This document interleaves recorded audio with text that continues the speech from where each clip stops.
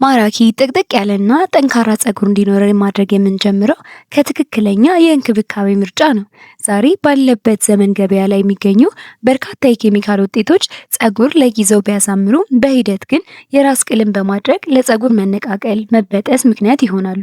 በተቃራኒው ለተፈጥሮ የሆነ እጽዋት ላይ ብዙ ዘይቶችን የፀጉርን ስሮች በጥልቀት የመመገብ የደም ዝውውርን ለማሳደግ እናም ተፈጥሯዊ እርጥበትን የመጠበቅ አስደናቂ ኃይል አላቸው።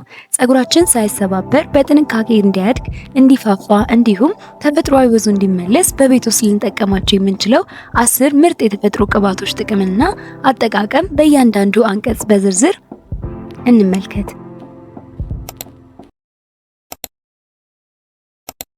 አንደኛ የካስተር ዘይት ወይም የጎሎ ዘይት።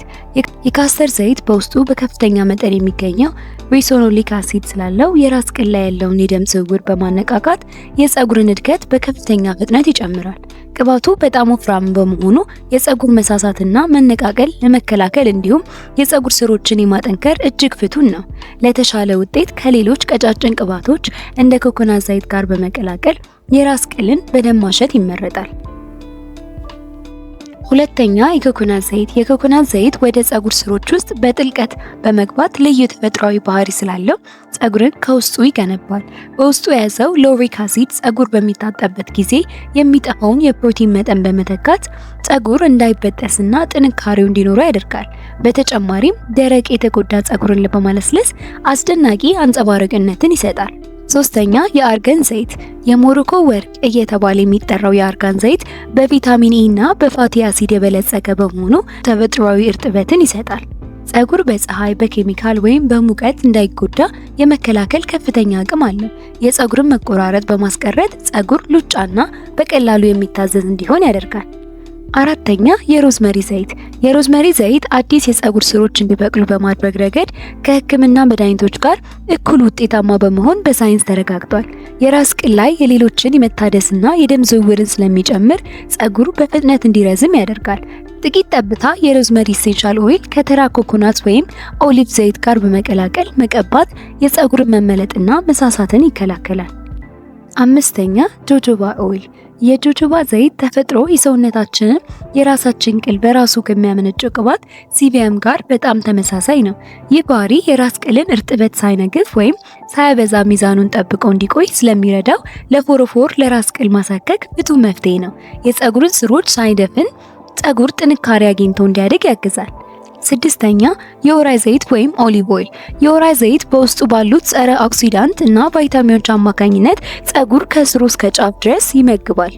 ፀጉርን የማለስለስና ውፍረትን የመስጠት ከፍተኛ አቅም ስላለው በተለይ ለደረቅና ለተሰባበረ ፀጉር እጅግ በጣም ጠቃሚ ነው። የራስ ቅልን ጤንነት በመጠበቅ ፀጉር በነፃነትና በጥንካሬ እንዲያድግ ምቹ ሁኔታ ይፈጥራል። ሰባተኛ የአልመንድ ዘይት ወይም የለውዝ ዘይት። የአልመንድ ዘይት በቫይታሚን ኢ፣ በፖታሺየም እና በዚንክ የበለጸገ በመሆኑ የፀጉር ስሮች በጥልቀት ያጠነክራል። ቅባቱ በጣም ቀጫጭንና ቀላል በመሆን ፀጉር ላይ ክብደት ሳይፈጥር በቀላሉ ይመርጣል።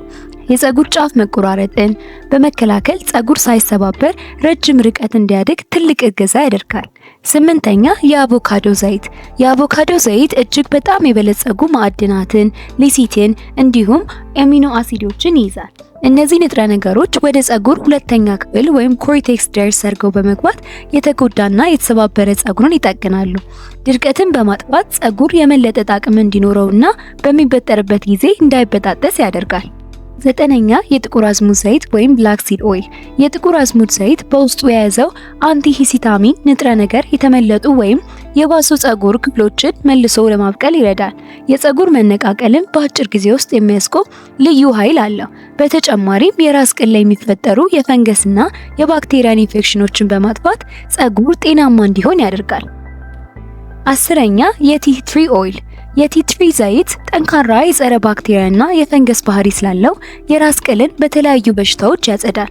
ዋነኛው ጥቅሙ ፎሮፎር ሙሉ ለሙሉ ለማጥፋትና ፀጉር ቀዳዳዎች በቆሻሻ እንዳይደፈኑ ማድረግ ነው። ጤናማ የራስ ቅል ደግሞ ለፈጣንና ለጠንካራ ፀጉር እድገት ዋናው መሰረት በመሆኑ ይህ ቅባት ለፀጉር ጤንነት ወሳኝ ነው። ይህ መረጃ ጠቃሚ ሆኖ ካገኛችሁት ቪዲዮውን አሁኑን ላይክ እንዲሁም ለጓደኞቻችሁ ሼር ማድረጋችሁን አትርሱ። ይህን የመሰለ የተፈጥሮ ውበትና የጤና ምስጢራትን ሁልጊዜ ቀድማችሁ ለማግኘት ቻናላችን አሁኑ ሰብስክራይብ አድርጋችሁ የደውል ምልክቷን ይጫኑ። እናመሰግናለን።